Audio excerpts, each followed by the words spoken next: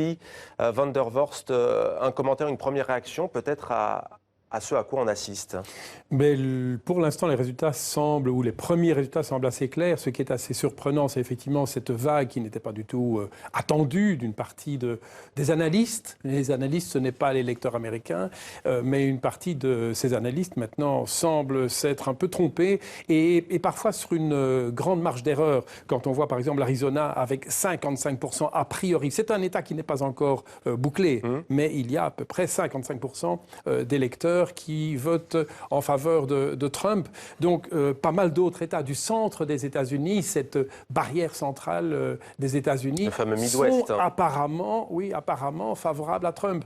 Et il faut ajouter à ça les États qui ont déjà basculé pour Trump. Donc, quand on additionne ceux qui pourraient basculer et ceux qui ont déjà basculé, c'est vrai que pour l'instant, c'est assez impressionnant. La carte est très républicaine. On le rappelle, Willy, c'est un vote État par État, un vote indirect. On connaît pour l'instant le score dans 26 États, c'est-à-dire un peu plus de la moitié des États américains.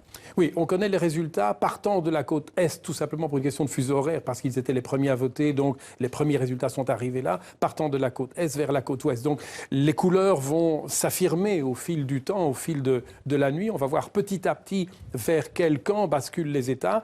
Mais déjà, du côté de l'Est, on voit, à part 2 ou 3 petites taches en faveur de Hillary Clinton, beaucoup d'autres sont favorables aux républicains. Et donc, c'est une couleur qui est en train d'évoluer vers l'ouest du pays. Et ça se fait État par État. Chaque État décide, outre la problématique de l'élection de ces grands électeurs, mais chaque État doit décider, évidemment, s'il est favorable aux candidats républicains, aux candidats démocrates. Et donc, pour l'instant, eh bien, la progression évolue, mais pas tout à fait dans ce qu'attendaient les démocrates. Jérôme